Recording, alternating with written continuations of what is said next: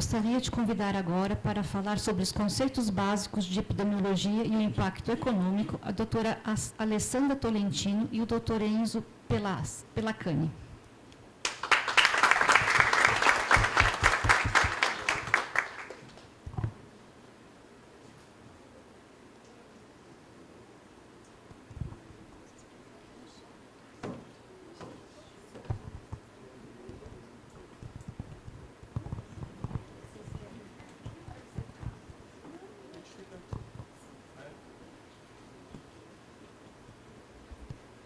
Bom dia a todas.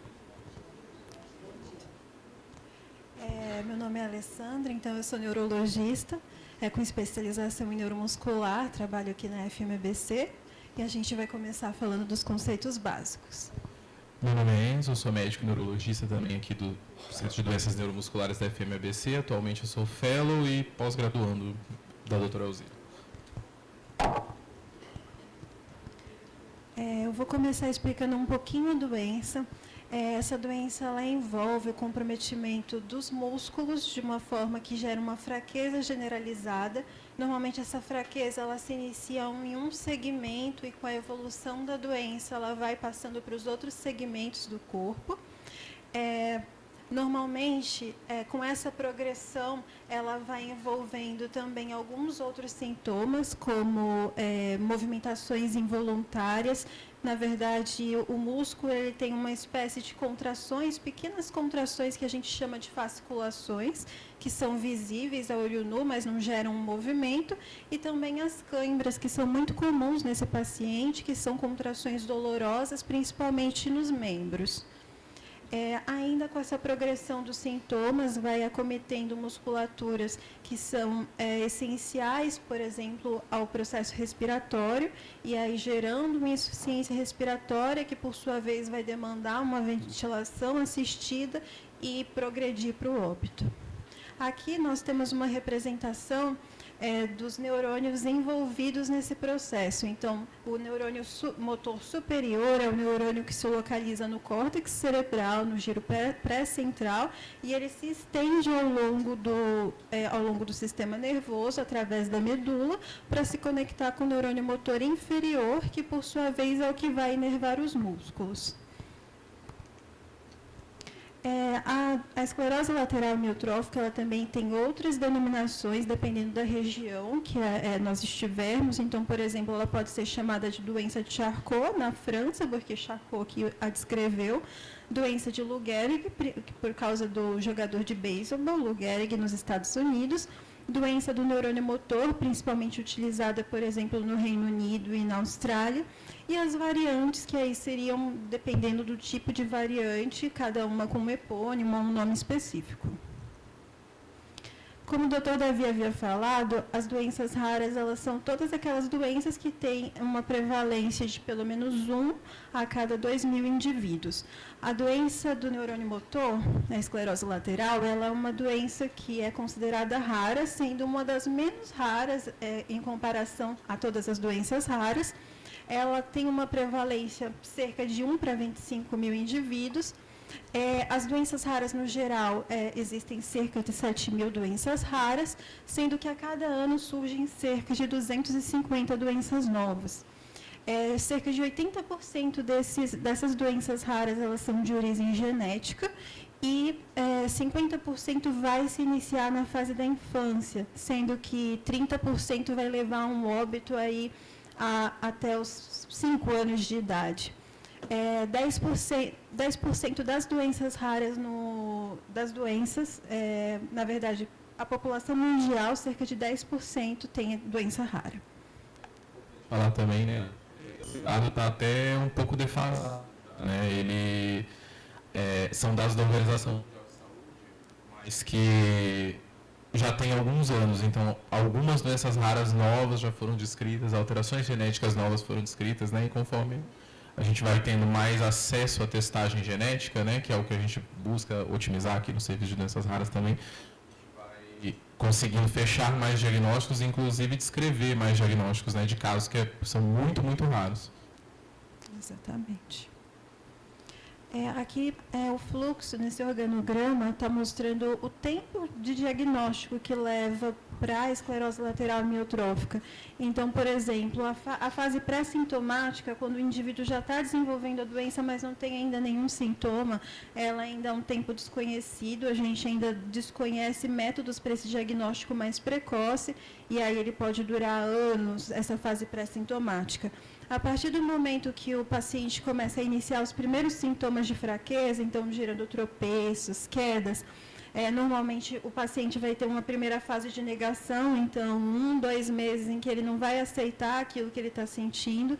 Logo depois desse período, a doença vai progredindo, então ele vai procurar inicialmente um médico generalista. Normalmente esse médico generalista, a maioria vai acabar encaminhando para especialidades não neurológicas, então vai gerar pedidos de procedimentos desnecessários, investigações desnecessárias, que vai demandar mais custos para o serviço e, ao mesmo tempo, prolongar esse tempo de diagnóstico, que seria essencial que fosse precoce.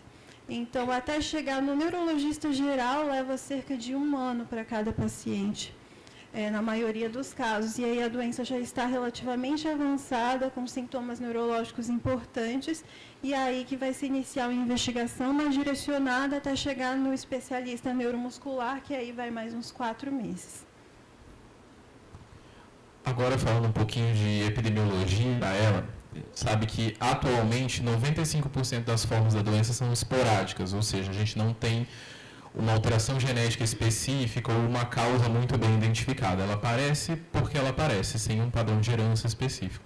Mas 5% dos casos, eles são o que a gente chama de familiares, que são relacionados a genes que a gente já encontrou. Nesses genes a gente tem o C9orf, que é o mais frequente, a gente tem o TARD-BP, o FUS, e agora, de relevância importante, o SOD1 também, né, que é um gene para o qual a gente está desenvolvendo terapia gênica. Então, algo para se ficar de olho aí nos próximos anos do que tange a terapia da ELA, né? A prevalência estimada no Brasil é de 2,84 casos por 100 mil habitantes. É uma doença rara, mas dentro das doenças raras, como a Alessandra falou, não é uma doença tão rara assim. O predomínio ele tende a ser no sexo masculino, cerca de 56%, e a idade média de diagnóstico gira em torno dos 57 anos. Então, é uma doença de adultos para idosos, né? E quando a gente ajusta essa prevalência de 2,84 para a idade, essa prevalência sobe para 5,7 para 100 mil habitantes, que na faixa etária que acomete ela é uma prevalência razoável, mesmo no contexto de doenças raras. E a gente sabe que o prognóstico na ELA é uma coisa muito complicada, né? A sobrevida média dos pacientes, ela gira em torno de 3 a 5 anos do diagnóstico, mas essa sobrevida também é extremamente variável. A gente tem dados mostrando que 30% dos pacientes sobrevivem por mais de 5 anos, 10 a 20% podem sobreviver mais do que 10 anos, e lógico que isso faz a diferença principal nesse quesito é como esse paciente é cuidado, né? Como ele é tratado, quais são os acessos ao sistema de saúde que ele tem. Como, por exemplo, o caso do Stephen Hawking, né? O físico famoso que viveu anos com a doença. Viveu e produziu muito e contribuiu muito para o mundo, mesmo portando a doença. E essa sobrevida que o Enzo acabou de falar, ela envolve muito esse diagnóstico da ELA clássica e da ELA típica. Então, às vezes, ter um reconhecimento precoce disso ajuda a gente a se planejar melhor para priorizar os cuidados para uma ELA clássica, que a evolução é muito mais rápida, e direcionar a ELA típica de outra forma. Aqui nós trazemos a representação de pessoas famosas que tiveram diagnóstico de ELA. Então, em primeiro aqui o Lou Gehrig, que teve esse diagnóstico com 34 anos e aí faleceu por volta dos 37 anos. O Stephen Hawking, que teve uma ELA aí de um tempo bem prolongado. Ele viveu mais de 50 anos com a doença, ele faleceu aos 76 anos. O Guillaume Gallard é um artista musical francês e ele também teve um diagnóstico em 2015, por volta dos 40 anos, e ele ainda vive, está praticamente aí 10 anos com a doença. A Mary Valastro, que é a mãe do Bud Valastro, do Cake Boss. Isso. Ela também teve esse diagnóstico já por volta dos 65 anos e faleceu aos 69, viveu aí alguns anos com a doença de uma forma um pouco mais rápida. é o Mao Tse-tung, né, que foi líder do Partido Comunista francês, ó, da China, e teve esse diagnóstico já mais em fase tardia da vida, por volta dos 80 anos, e faleceu com a doença. A Roberta Flack, que é uma cantora e pianista norte-americana, ela também teve esse diagnóstico mais em fase tardia, por volta dos 85 anos de idade, faleceu com 88 anos. E o Eric Dunning, que é um ator famoso, trabalhou em Grey's Anatomy e teve esse diagnóstico esse ano. Ele anunciou publicamente em junho, então é super recente, ele já está com uma fraqueza importante no membro superior direito. Só comentando, por exemplo, cada um vai lidar com a doença de uma forma, né? Então, por exemplo, o Guilhem Galart, esse artista, ele já está em um estágio bem avançado da doença, ele está totalmente tetraplégico, não fala, está dependendo de respirador, mas ele ainda compõe músicas, ele através de um software com os olhos, com a movimentação dos olhos. Então, e mesmo assim, ele está lá persistindo e perseverando, mesmo com todas essas limitações. Aqui, então, conversando melhor dessas manifestações clínicas da doença, então, primeiramente dos sintomas musculares. Essa fraqueza muscular ela é progressiva e assimétrica, como eu havia dito, normalmente começa num membro e vai progredindo para os demais com a evolução. Tem essas movimentações involuntárias, que na verdade essas contrações involuntárias, que são as fasciculações, é bem característico da doença também. Pelo comprometimento no neurônio motor inferior, o músculo ele vai atrofiando, então vai gerar uma atrofia muscular importante, principalmente nos casos clássicos, né, de ELA. Os sintomas de espasticidade, que é aquela rigidez e hiperreflexia, eles já são sintomas mais relacionados ao neurônio motor superior. Então, normalmente na ELA clássica também ele vai estar muito presente, e é característica essa espasticidade e hiperreflexia, e as câimbras, que são muito frequentes também. Os sintomas bulbares que vão aparecendo aí no decorrer da doença, dos meses, eles envolvem mais alteração da fala, que seria a disartria, alteração da deglutição, a disfagia e também a cialorreia, que é uma produção excessiva de saliva já pela própria disfagia. Os sintomas respiratórios, que são os sintomas mais finais da doença, então vai comprometendo a musculatura respiratória e, consequentemente, gerando dispneia, inicialmente aos esforços, depois evoluindo para a dispneia ao repouso e progredindo para a insuficiência respiratória. Normalmente, esses pacientes eles vão ter, então, a preservação, como envolve os neurônios motores, a parte da consciência, da cognição é totalmente preservada na maioria dos casos. A sensibilidade é preservada e a movimentação ocular também não é comprometida. Aqui nós trouxemos alguns vídeos representando esses sintomas que eu mostrei. Então, esse primeiro demonstrando uma hiperreflexia, então esses reflexos exaltados. A segunda foto mostrando a atrofia, uma atrofia mais distal nesse caso. A segunda... não está, né, rodando? Mostrando essa fraqueza de extensão dos dedos, então ele não consegue passar dessa amplitude de movimento. Na quarta, mostrando uma atrofia, essa atrofia da mão, ela envolve principalmente esse movimento de pinça, então é a parte mais atrofiada da mão. Aqui mostrando as fasciculações, então esse rapaz tinha muitas fasciculações em tronco e também na língua, uma atrofia de língua. Então, a ELA, como eu havia dito, ela envolve um espectro que varia desde as formas clássicas até as formas atípicas, sendo que elas estão em extremos. Normalmente, a forma clássica, ela vai ter todos esses sintomas que eu comentei, de neurônio motor superior, inferior, essa evolução mais rápida de 2 a 3 anos. Já as formas atípicas, normalmente, elas vão ter uma sobrevida mais prolongada, elas normalmente ou vai ter só um neurônio motor superior ou um neurônio motor inferior, então tem detalhes que nos ajudam a diferenciar uma da outra. Aqui tem uma representação dessas formas atípicas de ELA. Então, em primeiro lugar, a ELA clássica, que a gente já estava conversando até aqui. A segunda, a ELA de início bulbar, então vai ser um paciente que vai iniciar com sintomas de disartria, disfagia, dispneia. A atrofia muscular progressiva, que é esse terceiro, que aí vai envolver só neurônio motor inferior, então é um paciente que vai ter muita atrofia, flacidez, fraqueza, mas não vai ter aqueles sintomas de espasticidade, de rigidez. Ao contrário, a ELA primária já é só neurônio motor superior, então vai ser pacientes espásticos, pacientes hiperreflexos, que não vai ter tanta atrofia, apesar da fraqueza.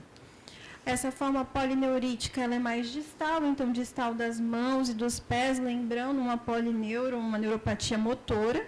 Essa forma de NIOS, ela vai envolver só um hemicorpo, então até simula um AVC, por exemplo, envolvendo só um lado e geralmente com predomínio do neurônio motor superior. A forma de Flail-Arm, que seria a síndrome do homem no barril, que gera uma flacidez só dos membros superiores. Então, normalmente, todo o restante vai estar preservado, mas é uma atrofia bem importante, que gera um comprometimento inicialmente proximal, mas depois de todo o membro. E a flail leg, que seria comprometendo os membros inferiores, também gerando uma fraqueza exclusivamente aí nas pernas. Aqui está uma representação do flail arm, que também é chamada de síndrome de Vulpian-Bernard, mostrando essa atrofia importante, essa fraqueza com uma flacidez grave dos membros superiores, e geralmente ela vai ter uma sobrevida prolongada. São pacientes que, apesar da fraqueza, eles vivem por bastante tempo. Aqui nós temos uma representação da esclerose lateral primária, que aí vai envolver aquela espasticidade, rigidez, hiperreflexia, mas ela também pode ter aqueles sintomas de língua, como fasciculação, fraqueza, atrofia.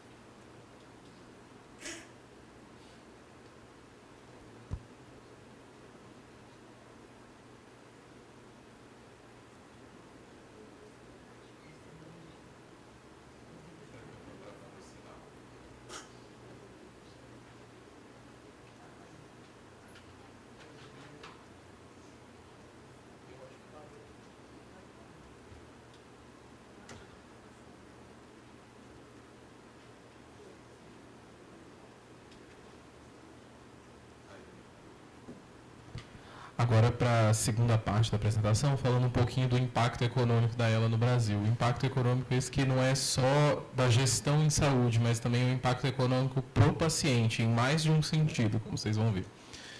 Falando de custo hospitalar, aqui é importante dizer que essas informações são as informações às quais nós, como médicos, temos acesso, que são informações retiradas da plataforma SIGTAP, que é um braço do DataSUS.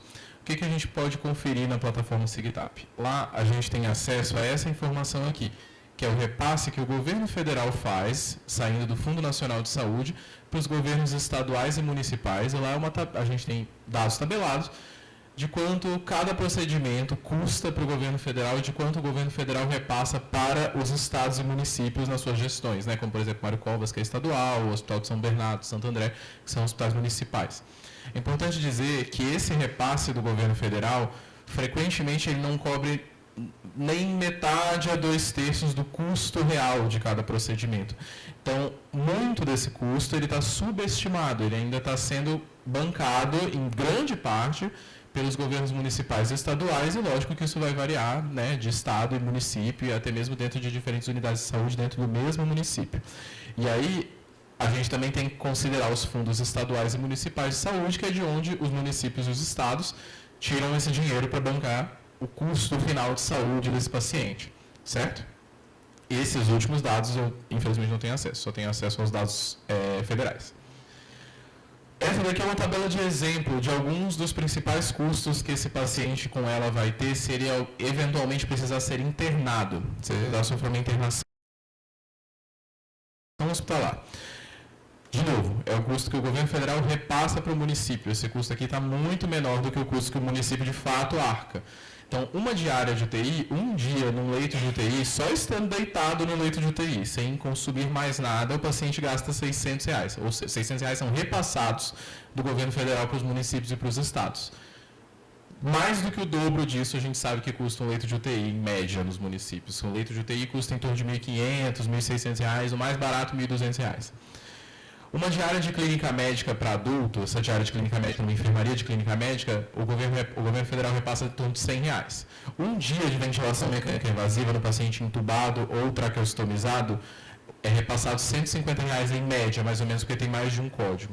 A nutrição integral por dia, o repasse do governo federal gira em torno de R$30. Esse é o que mais se aproxima da realidade. A gente estava discutindo, inclusive, com a Nazaré, esse é o que mais se aproxima da realidade final dos custos dos municípios e dos estados. Os outros todos são muito distantes. E aí, assumindo que esse paciente precise fazer, porque a maioria das vezes esse paciente vai internar por uma complicação respiratória infecciosa, esse paciente também vai precisar de medicações. Então, ele vai precisar de antibióticos, que geralmente são antibióticos de amplo espectro e que cobrem germes resistentes, e frequentemente ele vai precisar de drogas vasopressoras, porque ele acaba evoluindo com choque séptico, choque hipovolêmico, choque distributivo. Certo? Então, numa estimativa ampla, a gente tem aqui um paciente que complica com ela e ele complica com uma pneumonia aspirativa. A gente tem alguns pacientes aqui, né? A gente sabe que a internação de um paciente com ela, quando ela ocorre, ela não é uma internação de 2, 3 dias, ela é uma internação prolongada, ela é uma internação difícil e da qual o paciente geralmente sai muito pior do que ele entrou. Isso é importante também. Então, vamos assumir, hipoteticamente, que esse paciente interne, ele vai internar grave, ele vai internar numa UTI. E nessa UTI ele vai passar só 7 dias. Só. Que é o dia... Frequentemente eles passam muito mais que isso. Por esses 7 dias, o governo federal repassa em torno de R$4.200, fora os custos municipais e estaduais. Se desses 7 dias, 5 desses dias ele precisar passar em ventilação mecânica, a gente acrescenta R$750 ao custo dessa internação. Vamos assumir que, como ele internou por pneumonia bacteriana, ele vai precisar receber antibiótico terapia. Como é um paciente que costuma viver muito no serviço de saúde, a gente não vai iniciar com antibiótico terapia simples. Esse paciente frequentemente vai precisar de um antibiótico de amplo espectro, mas que cubra germes hospitalares, que frequentemente é um exemplo que a gente usa bastante, a piperacillina tazobactamus. A gente pode botar meropenem, que é mais caro, vancomicina, que é mais caro. Mas por baixo, esse paciente vai gastar com medicação antibiótica R$840 nessa internação. De nutrição integral, enquanto ele está nesses 7 dias de UTI, a gente vai somar mais 210, porque esse paciente não vai estar comendo por boca enquanto ele estiver entubado na UTI. E aí, ele vai sair da UTI e ele vai para casa? Não, nenhum paciente sai da UTI e vai para casa. Ele vai para a enfermaria, para ele terminar de reabilitar. Só com isso daqui, ele vai consumir mais R$1.500 do governo federal. E aí, mais 10 diazinhos ali na enfermaria, ele ainda está com nutrição integral, e esse paciente aqui se deu muito bem, ele saiu sem sonda, ele saiu sem gastrostomia, ele foi para casa comendo por boca. É um paciente numa perspectiva muito otimista, ele saiu bem, ele saiu sem traqueostomia, ele saiu sem intubação, ele saiu sem sonda e nutrição integral, foi para casa comendo por boca.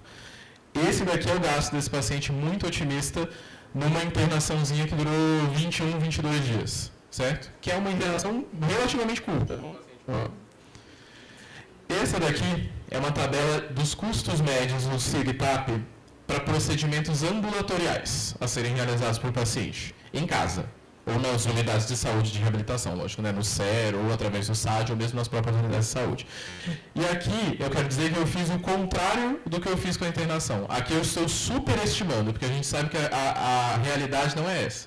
Então, aqui, se a gente colocar o paciente, que ele, no mundo ideal, ele está fazendo uma sessão de fisioterapia por semana e ele faz 4 sessões de fisioterapia por mês, o gasto mensal, o repasse federal mensal é de R$120 para essas 4 sessões de fisioterapia. Que deveria ser mais valorizado, mas é uma discussão à parte, né, que a gente tem que fazer. Se ele fizer mais 4 sessões na semana de fisioterapia respiratória, são mais R$120. 4 sessões de fonoaudiologia, mais 100. 2 sessões mensais, né, ou seja, sessões quinzenais de terapia ocupacional, R$50. E visitas domiciliares através dos programas de amparo domiciliar, né, como o SAD, uma vez por semana, mais R$80. Isso ainda se ele, vamos assumir que ele está usando sonda, é uma gastrostomia e ele precisa de uma dieta integral fornecida pelo governo. Por 30 dias, com 30 dias de dieta, ele vai gastar mais ou menos R$900. De novo, o repasse do governo federal vai ser esse. Esse daqui é o custo mensal do paciente, R$1.370. Se você for ver, isso é quase um sexto do que ele gasta numa internação de 21 dias, ele vai gastar em um mês. Certo? Quando a gente coloca isso na balança, essa conta não fecha. E, de novo, esse custo aqui está superestimado. Porque a gente sabe que esse paciente, muitas vezes, ele não vai conseguir fazer 4 vezes fisioterapia respiratória, 4 vezes fisioterapia motora, 2 sessões de TO. TO é difícil a gente ter acesso, a gente sabe que fonoaudiologia é um serviço de difícil acesso. Então, esse preço aqui está sendo jogado para mais. A gente sabe que o custo real do governo é menor do que esse. E esse custo aqui está jogado para menos. Porque a gente sabe que o custo é muito mais alto. Isso daqui é só o que o governo federal repassa. Os custos que saem do bolso dos cofres dos estados e dos municípios são muito maiores do que esse. Então, isso daqui é o tempozinho de internação. Isso daqui é um mês. 1/6. Quase. 5,6 mais ou menos. Certo? Aqui eu botei 15 dias, mas são 20, 21 dias. E aí a gente tem que falar também de quais são os custos ocultos que esse paciente com ela tem, né? Que são custos que a gente muitas vezes não consegue botar em valor financeiro. Né? Então, assim, a gente tem gestores, a gente tem pacientes aqui. Se vocês quiserem fazer essa interação e perguntar para esses pacientes quanto que esse paciente estaria disposto, se ele tivesse os meios para isso, se ele tivesse como fazer isso, né? Os meios físicos e reais, né? De fazer isso, quanto que esse paciente está disposto a pagar para ficar mais um dia em casa, ao invés de ficar um dia no leito de UTI? Né, quanto que ele estaria disposto a desembolsar para passar um dia com a família dele, ao invés de passar um dia sozinho no leito de UTI, com uma camisolinha gelada, entubado, recebendo dieta por sonda? Quanto que esse paciente está disposto a pagar para dormir na casinha dele, confortável, com o marido, com a esposa, com os filhos? Quanto que esse paciente está disposto a pagar mais um dia comendo pela boca? Comendo e apreciando a comida dele, a comida do esposo, da esposa, a comida da mãe, né? Como você põe um valor nisso, né? Qual que é o valor para esse paciente de mais um dia respirando sem um aparelho, soprando ar para dentro dele? Quem aqui já testou, já usou esse aparelho, sabe que não é fácil. Os pacientes têm dificuldade de se adaptar porque é ruim. É essencial, mas é ruim. Não tem outro. E aqui a gente não está falando, eu não joguei aqui, por exemplo, custos que a gente poderia ter, por exemplo, com o transporte desses pacientes, que a gente sabe que é uma questão muito complicada. As legislações de transporte, né, o acesso dos pacientes com transporte aos serviços, tanto de reabilitação quanto às consultas médicas, eles variam de município para município, esse acesso é difícil. A gente sabe que tem, às vezes, o paciente ele vai conseguir uma vaga para ir, mas ele não vai conseguir uma vaga para voltar da consulta. Ele vai precisar dos meios próprios para fazer isso. Eu não incluí aqui custos psicológicos, né, e espirituais desse paciente. Né, não botei assistência psicológica aqui, que é essencial para esses pacientes sempre. Certo? Então, assim, são vários outros custos aqui que entram que a gente não consegue botar em números para falar para os pacientes. Então, e esse é o tipo de número que só o paciente pode te dar. E aí é paciente a paciente. E aí, ao ouvir médica, da nossa equipe multidisciplinar, a gente tem 2 jeitos de abordar essa doença. E é isso que a gente está trazendo principalmente para os gestores aqui presentes. Né? A gente pode escolher um caminho reativo, que é um caminho de crise. A gente deixa esse paciente sem assistência, ou com assistência subótima, ambulatorial, e aí, quando ele internar, a gente vê o que faz, e resolve ou não, porque muitas vezes é uma doença que a gente não resolve, que esse paciente não vai ter uma perspectiva tão otimista como eu apresentei. E aí ele vai ter internações hospitalares longas, de alto custo, que vão ser frequentes, que vão demandar recursos muito especializados, intubação, suporte ventilatório, antibiótico. Ou a gente pode seguir o caminho proativo, que é o caminho de cuidado, que é focando nessa pessoa. Né? Que é facilitando o acesso a serviços de atenção multidisciplinar. Tá bom? Tá dando para ouvir? A fisioterapia, a fonoaudiologia, há aparelhos especializados, muitas vezes que a gente tem muita dificuldade de obter, como o Cough Assist, que ajuda a impedir que esse paciente broncoaspire, como o TOB, que auxilia na comunicação desse paciente, mantém ele fazendo o que ele gosta de fazer, como foi o caso que a Alessandra trouxe para a gente do artista francês, que ele continua produzindo músicas, mesmo conseguindo só mover os olhos hoje em dia. Então, assim, a nosso ver, a gente tem 2 formas de abordar esse paciente. Né? E lógico, os gestores têm muito mais dados do que a gente, né? Então se vocês quiserem trazer um dado que talvez eu não tenha omitido aqui, vocês são mais que convidados a fazer isso. A gente quer aprender com vocês também. E só finalizando, o tratamento da esclerose lateral amiotrófica, a gente tem uma escolha clara. Ou a gente continua financiando esse alto custo das complicações, ou a gente pode começar a investir no valor incalculável de mais um dia desse paciente em casa. Certo? Essa aqui, de novo, é a nossa equipe do Serviço de Doenças Neuromusculares, né, que a doutora Alzira já apresentou, e a nossa equipe de voluntários, né, do nosso serviço de atendimento aos pacientes com ela. Inclusive, vocês vão notar que, infelizmente, a gente não tem todas as especialidades multidisciplinares aqui, então a gente está procurando, principalmente se alguém quiser se voluntariar, tá bom? Terapeuta ocupacional a gente não tem fonoaudiólogo, a gente não tem psicólogo também. Seria muito interessante se alguém aqui se sentir tocado, conhecer alguém que gostaria de se voluntariar. É só uma vezinha por mês, a gente fica 2 a 3 horas, são 2 a 3 pacientes que a gente vê em cada reunião, de 9 a 11 da manhã, todo mundo junto, é uma coisa um clima bem tranquilo, agradável, a gente consegue resolver muita coisa para os pacientes nessas reuniões. Quando a gente junta todo mundo ao mesmo tempo, a gente resolve a vida desses pacientes. Obrigado. Eu só ia falar para os pacientes mesmo, né? Que essa flor que a gente colocou no final, a Edelweiss, ela é uma flor que cresce nos Alpes suíços, ela é uma flor que floresce e é tão bonita, mesmo com todas as condições hostis possíveis contra ela. E assim são os nossos pacientes com ela. São pacientes que enfrentam diversos problemas, diversas limitações, mas eles são cheios de dignidade,